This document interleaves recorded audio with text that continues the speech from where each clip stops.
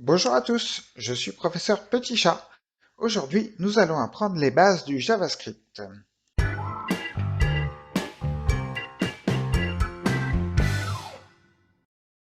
Le JavaScript est un langage de programmation qui va permettre de dynamiser vos pages web. En gros, en fonction des actions de l'utilisateur, le JavaScript va changer le code HTML dynamiquement. Entre parenthèses, le JavaScript n'a absolument aucun rapport avec le Java.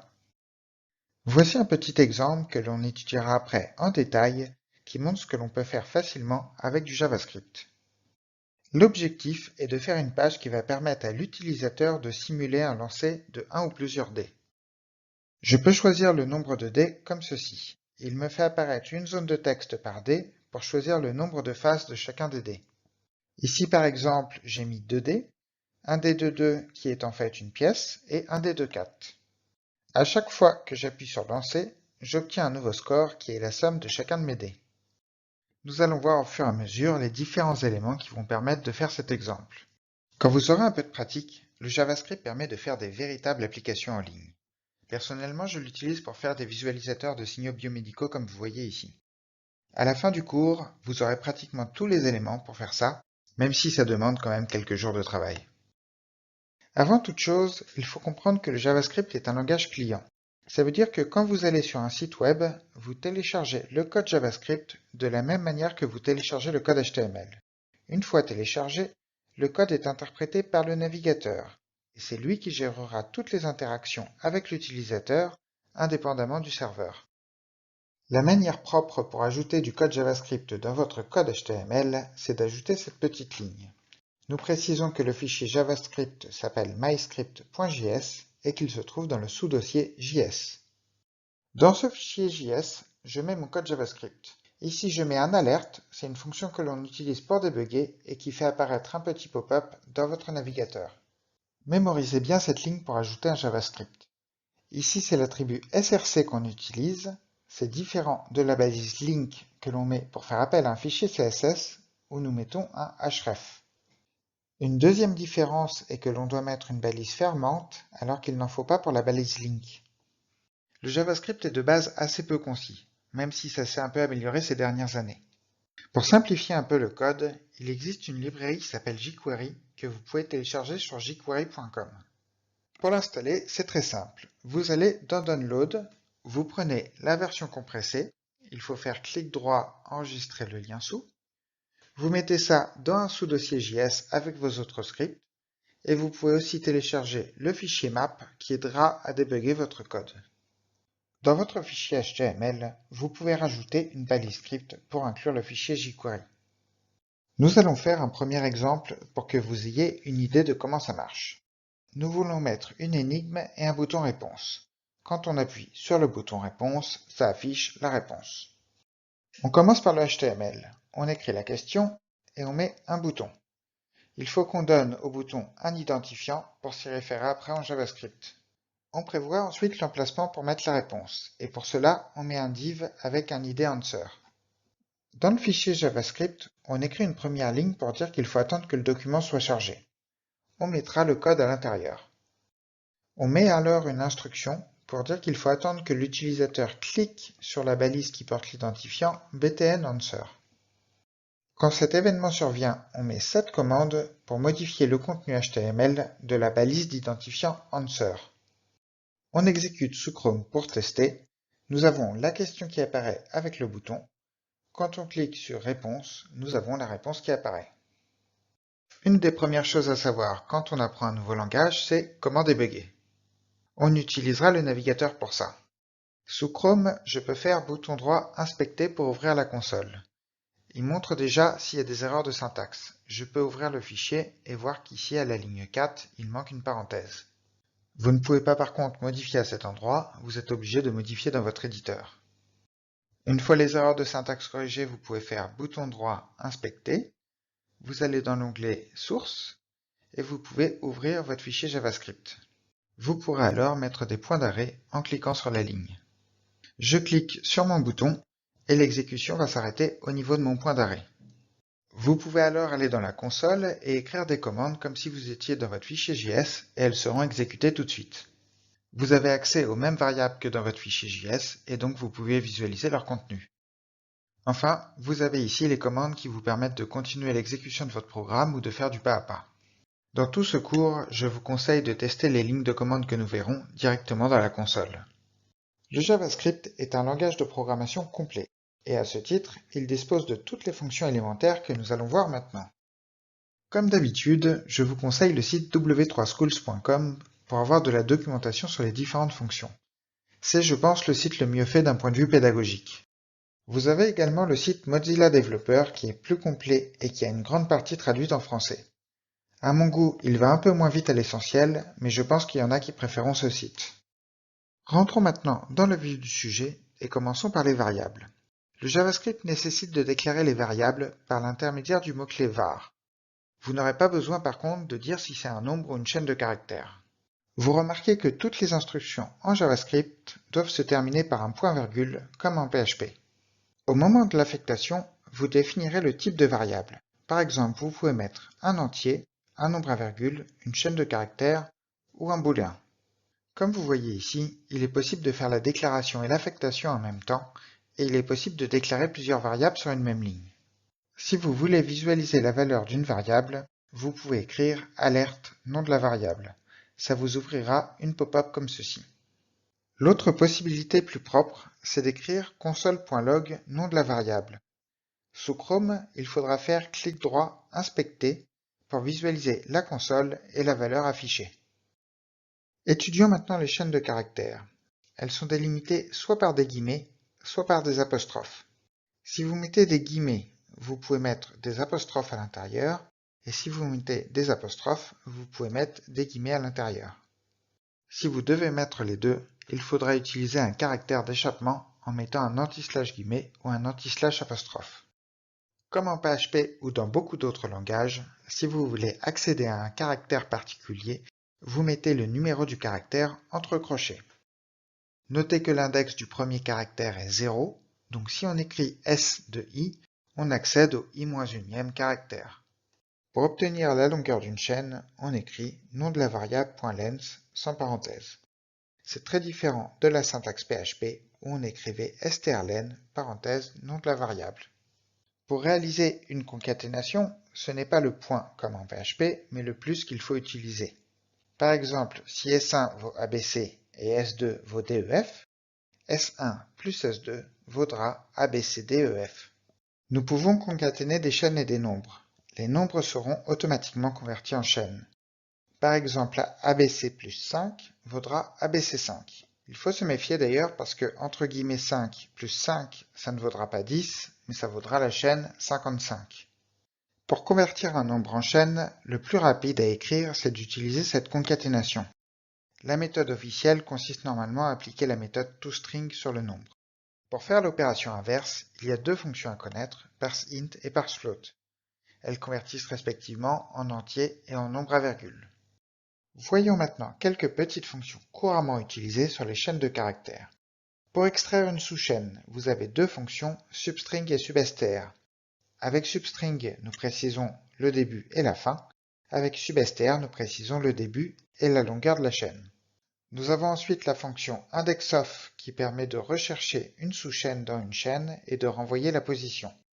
Ça renvoie -1 si la chaîne n'est pas présente. Pour remplacer une sous-chaîne par une autre, nous avons la fonction replace. Ici, nous remplaçons AB par BB et nous obtenons donc BBCDEF. Voyons maintenant comment utiliser les tableaux. Pour déclarer un tableau, nous mettons simplement la liste des éléments entre crochets et séparés par des virgules.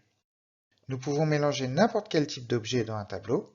Ici par exemple, nous avons une chaîne de caractères, un nombre entier et un booléen. Pour accéder à un élément du tableau, on utilise les crochets. Notez bien que les index commencent à 0. Comme pour les chaînes de caractères, nous obtenons le nombre d'éléments du tableau en mettant le nom de la variable .length. Il est possible de faire grandir le tableau en utilisant la commande push. Ici, j'ajoute dd à la fin du tableau. Nous avons ensuite la possibilité de faire des objets. C'est à peu près l'équivalent des tableaux associatifs en PHP ou des structures dans d'autres langages. Pour déclarer un objet, nous écrivons ceci. Entre accolades, nom de clé 1 de point valeur 1, nom de clé 2, valeur 2, etc. Pour accéder aux éléments, soit nous mettons le point, soit nous mettons la forme tableau associative avec des crochets et entre apostrophes la clé. Vous pouvez faire les fonctions mathématiques usuelles. Ce sera les mêmes que dans d'autres langages, mais il faudra mettre maths devant. Je vous ai mis quelques exemples et je vous laisse quelques secondes pour les étudier. Voyons maintenant comment manipuler les dates. Vous devez créer un objet date en écrivant new date. Vous avez alors plusieurs possibilités de paramètres d'entrée. Vous pouvez mettre le timestamp en millisecondes, c'est-à-dire le nombre de millisecondes depuis le 1er janvier 1970 à minuit, heure universelle UTC. Vous pouvez aussi mettre une chaîne de caractères avec la date en utilisant le format international, à savoir année-mois-jour. Ou alors vous mettez tous les détails séparés par des virgules comme ceci. Une fois l'objet créé, vous pourrez récupérer les informations dessus à l'aide des commandes que je vous ai mises ici.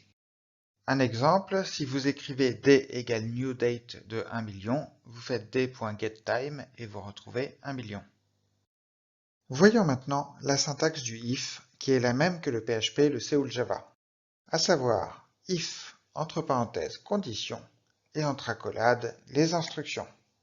Lorsqu'il n'y a qu'une seule instruction, les accolades sont facultatives. Ça va être vrai aussi pour les boucles for et pour les boucles while. Pour définir la condition, les opérateurs sont les mêmes que pour le C et pour le PHP. À savoir, pour tester l'égalité, on met un double égal, et pour tester si deux éléments sont différents, nous mettons point d'exclamation égal. Vous pouvez après mettre des opérateurs logiques. Le nom s'écrit avec un point d'exclamation, le et avec un double symbole et le ou avec une double barre verticale. Un exemple ici, on teste si heure est égale à heure rendez-vous, et on teste si rendez-vous annulé est faux. Nous pouvons ensuite mettre un sinon avec la commande else comme ceci, et nous pouvons faire un sinon si de cette manière. Passons maintenant à la boucle for qui s'écrit comme ceci. Ça veut dire pour i variant de 0 à 10, 10 exclu, écrire dans la console i. Si on exécute ces lignes dans la console du navigateur, ça donnera ceci. 0, 1, 2, 3, 4, 5, 6, 7, 8, 9. Étudions plus précisément la syntaxe. Elle se divise en trois parties, séparées par des points-virgules. La première partie correspond à l'initialisation et est effectuée avant la boucle. La deuxième partie est la condition de continuité. On réitère la boucle tant que la condition est vérifiée. Enfin, nous mettons une instruction d'incrémentation pour dire qu'à chaque fin d'itération, on incrémente la variable. Si vous ne connaissez pas la syntaxe, i++, c'est la même chose que d'écrire i égale i+1. De la même manière que les for, nous pouvons faire des boucles while. On écrit while, parenthèse, condition, entre accolades, les instructions. Ici, le code que l'on a mis revient exactement à la même chose que précédemment avec la boucle for. Il n'y a pas de for each en JavaScript. À la place, nous avons un for off qui revient au même et qui permet de parcourir les différents éléments d'un tableau. Pour les objets, nous avons for in qui permet de parcourir les différentes clés de l'objet. Nous pourrons afficher les valeurs associées avec obj entre crochets key. Ici, nous écrivons simultanément la clé et la valeur. Comme dans tous les langages de programmation, nous pouvons faire des fonctions. Pour déclarer une fonction, on écrit function, nom de la fonction et des parenthèses. Les instructions sont mises entre des accolades. Pour faire appel à la fonction, nous tapons juste le nom de la fonction avec les parenthèses. Vous pouvez mettre des arguments en entrée et en sortie de la fonction. Je vous montre ici le code pour calculer le volume d'un cône. Je déclare mes deux paramètres d'entrée ici, et je mets des valeurs 1 et 2 en appelant ma fonction, dont r vaudra 1 et h vaudra 2. On fait les calculs, et à la fin on utilise return pour envoyer une valeur de sortie. On peut tester ça dans la console de Chrome, et on obtient 2,09 comme résultat. Il existe une deuxième syntaxe possible pour faire des fonctions qui va être énormément utilisée. C'est ce qu'on peut appeler la forme inline. Ça vous permet de mettre des fonctions en argument d'autres fonctions. Ici, on ne voit pas trop d'intérêt, mais ça va venir après, et c'est peut-être l'une des caractéristiques majeures du JavaScript. En JavaScript, il n'existe pas de passage par référence, donc si vous avez plus d'un paramètre à sortir, la manière la plus simple, c'est de créer un objet comme ceci, qui englobera les multiples variables de sortie. Vous pourrez alors y accéder en tapant le nom de l'objet, point le nom de la variable. Ici, vous avez l'exemple d'une fonction qui calcule à la fois la surface et le périmètre d'un cercle en fonction du rayon en entrée. Depuis 2015, nous avons la possibilité de faire des classes facilement en JavaScript. Je vous ai mis un exemple ici. Les classes sont des structures avec des variables et des méthodes associées. Nous pouvons déclarer des objets qui sera du type de cette classe grâce à la commande new comme ceci. Lorsque nous créons notre objet, nous lançons la fonction constructeur définie ici. En JavaScript, c'est particulier. Les différentes variables de votre classe sont uniquement déclarées dans le constructeur. À l'intérieur de la classe, pour référer aux méthodes et aux variables de la classe, il faut utiliser this. Ici, nous déclarons une fonction dans la classe, et nous l'appellerons ici. Vous remarquez l'absence du mot-clé function. Cette fonction permet de calculer la surface du rectangle et retourne donc 100. Les classes vont être très utiles pour structurer votre code. Notamment, ça permet en général d'offrir des alternatives plus propres pour éviter de mettre des variables globales, et ça limite souvent le nombre d'arguments à faire passer dans les fonctions. Il y aura encore beaucoup de choses à dire, mais nous allons commencer doucement. Une dernière chose sur les commandes élémentaires. Pour faire un commentaire, on met un // et si c'est sur plusieurs lignes, on met /étoile pour ouvrir les commentaires et un // pour les fermer. Intéressons-nous maintenant aux manipulations du HTML comme nous avions commencé à voir dans les premiers exemples. Si nous n'utilisons pas la librairie jQuery, nous pouvons manipuler les balises HTML de notre document grâce à la classe JavaScript HTML_Element. Dans le HTML, il faut donner un identifiant à une balise. En JavaScript, on pourra alors utiliser la fonction document.getElementById qui générera un HTML element qui correspondra à cette balise. Une fois cet HTML element obtenu, il est possible de modifier un certain nombre de propriétés. Par exemple, on peut accéder au contenu HTML grâce à la propriété InnerHTML. On peut modifier les propriétés CSS en mettant style.nom de la propriété CSS, et on peut modifier la classe grâce à la propriété className. Ça donnera ceci. Cette syntaxe est assez peu concise et on va préférer utiliser jQuery qui va pas mal vous simplifier la vie. Il va être quand même important de savoir que ces HTML Element existent, car on est quand même parfois amené à les manipuler. Pour utiliser jQuery, nous commençons par mettre la ligne que nous avons vue tout à l'heure. Nous pouvons alors écrire ceci pour sélectionner notre objet à l'aide d'un sélecteur CSS. La variable JQ ne sera pas un HTML element, mais un objet jQuery dont nous allons voir les différentes propriétés que l'on peut appliquer. Tout jQuery se résume à ce $, qui est en fait une fonction comme les autres, mais la syntaxe est optimisée pour ne pas être trop longue. Vous pouvez mettre ici n'importe quel sélecteur CSS. J'utilise ici un identifiant grâce au dièse. Un autre exemple, en mettant .myClass, vous sélectionnerez tous les items qui ont pour classe myClass. Si j'écris input name égale firstName, je sélectionne mon input qui a pour attribut name qui est égal à firstName.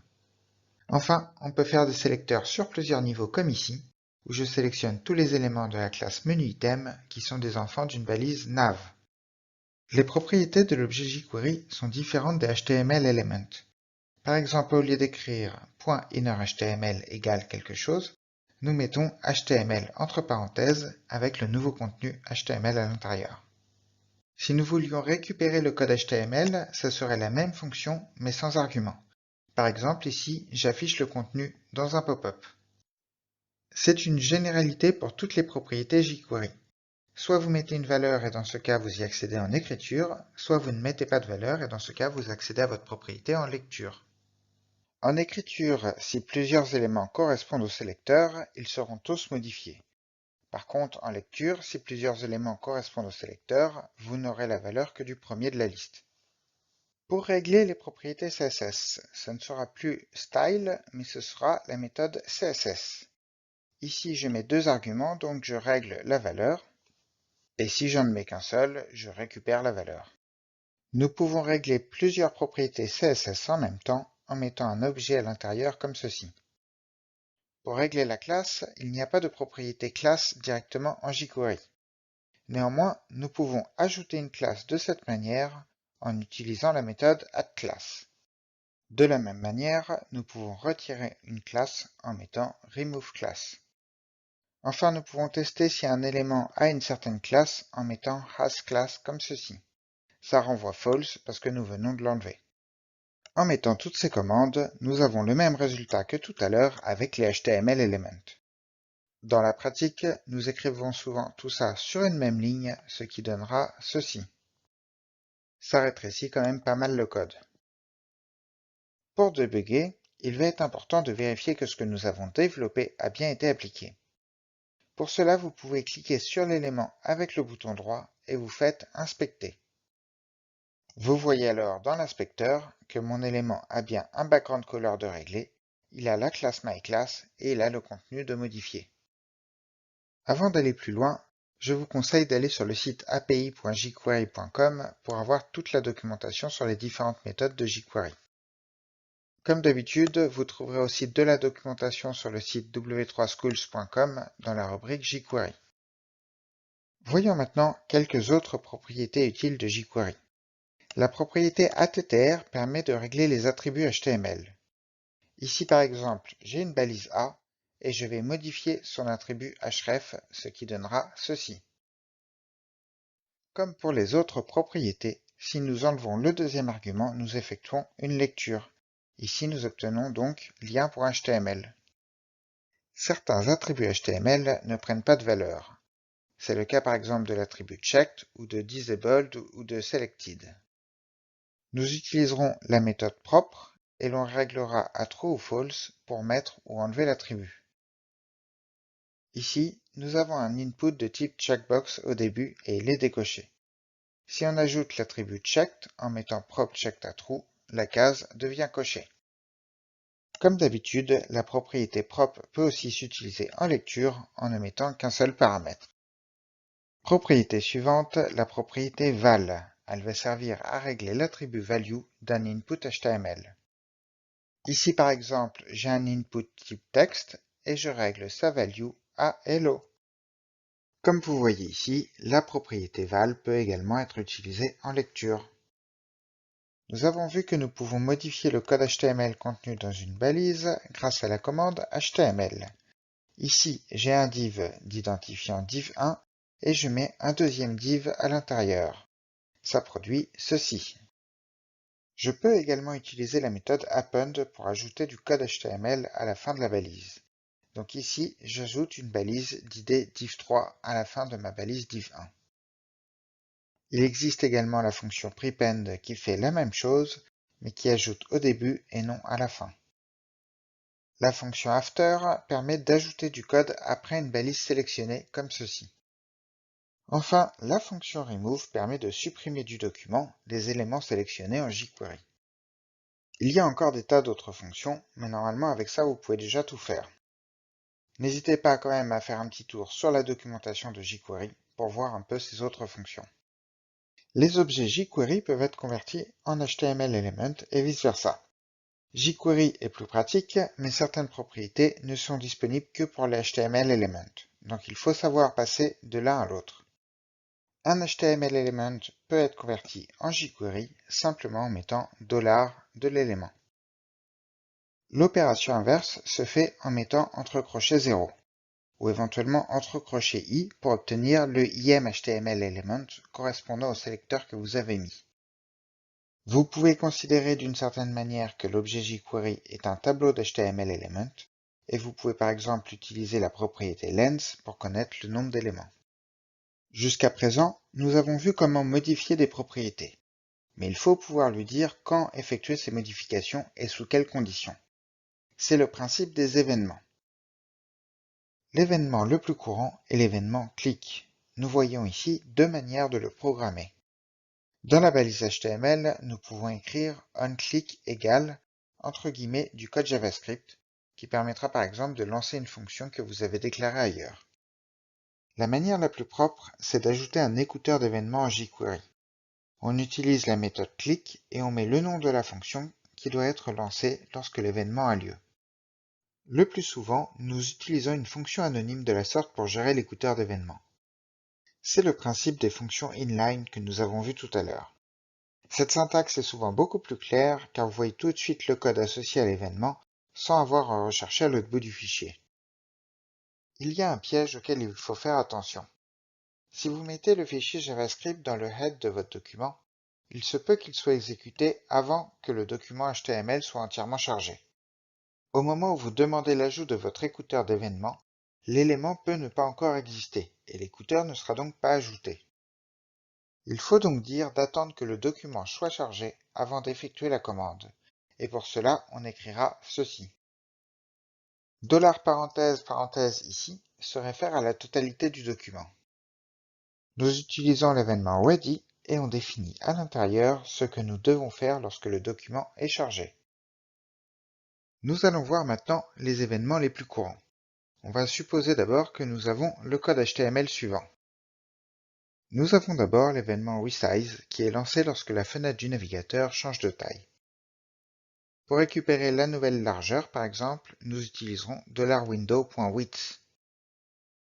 Ici, nous demandons d'afficher cette largeur dans le div d'identifiant info. Voici ce que ça donne dans le navigateur, je redimensionne et je vois la largeur qui apparaît. L'événement suivant, l'événement mouseDone. La fonction ici possède un paramètre d'entrée qui va contenir des informations sur l'événement. e.which vaudra 1, 2 ou 3 suivant le bouton sur lequel l'utilisateur a cliqué. e.pagex et pagey correspondent aux coordonnées de la souris lors du clic.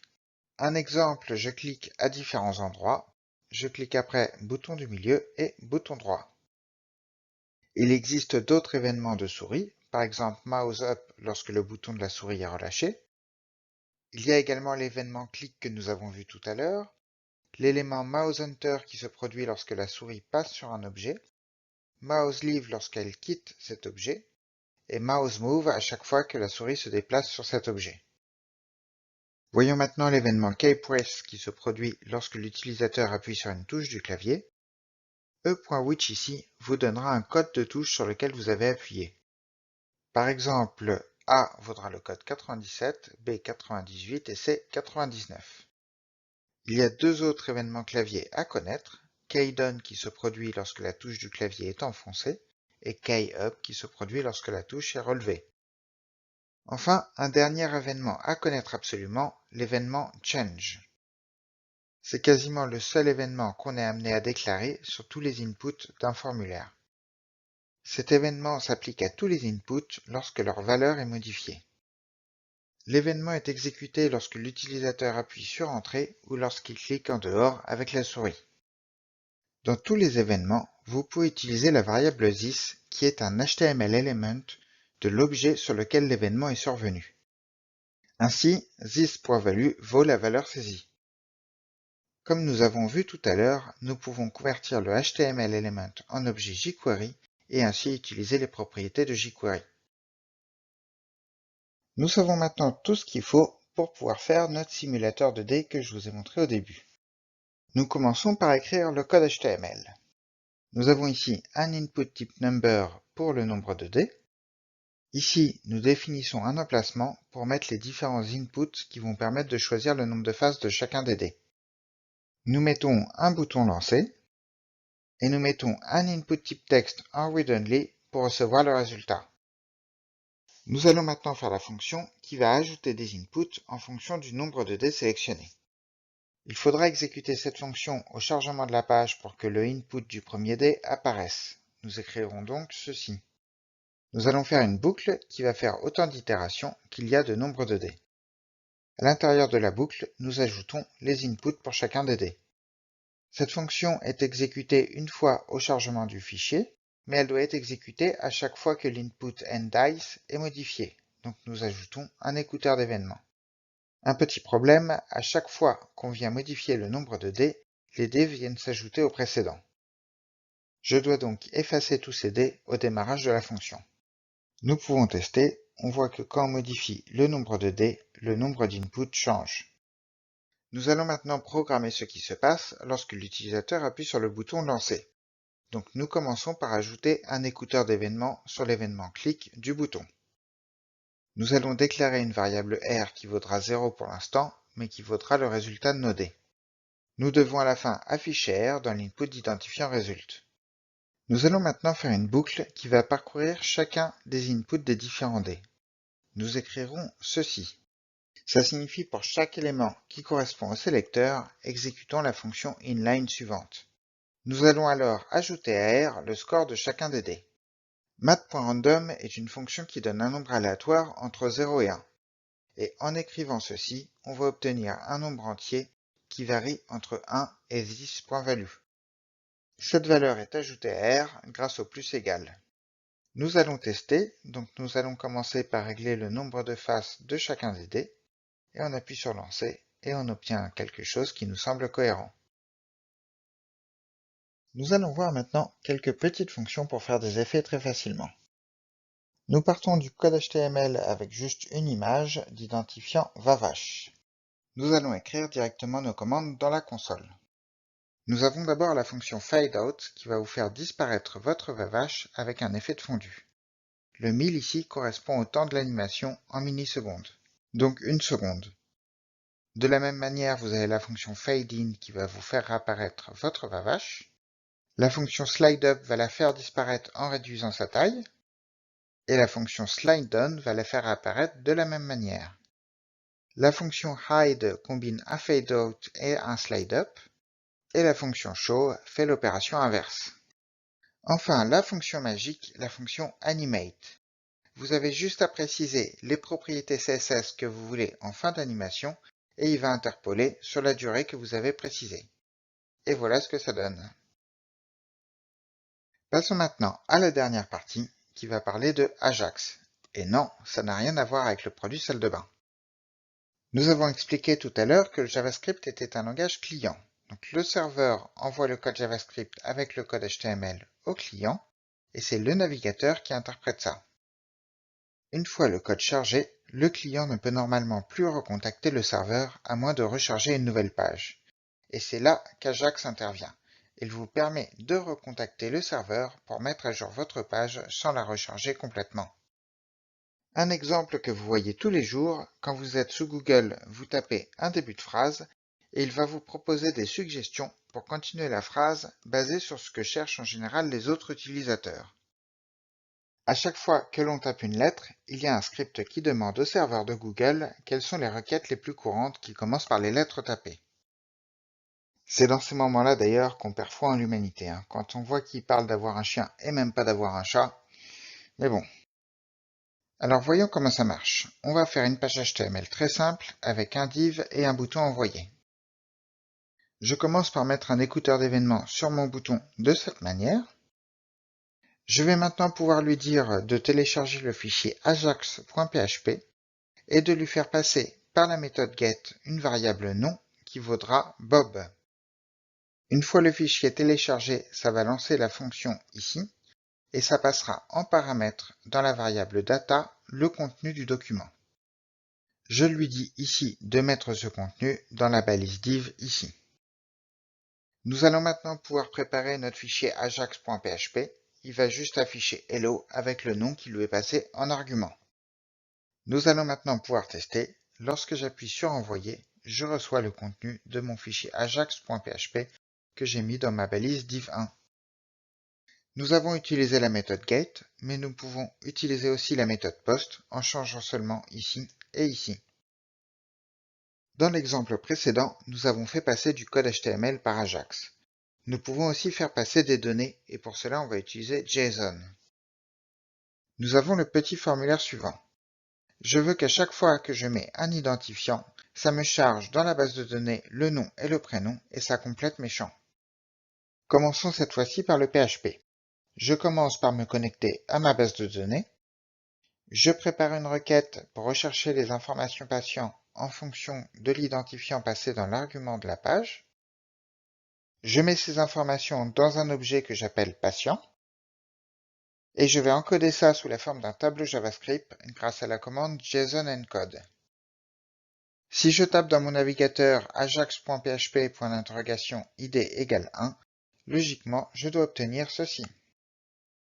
Je vais maintenant pouvoir préparer mon fichier JavaScript. Je mets un écouteur d'événements sur l'événement change qui s'appliquera au input d'identifiant TheID. Je lui transmets l'identifiant du patient que je récupère en lisant la value de l'input TheID.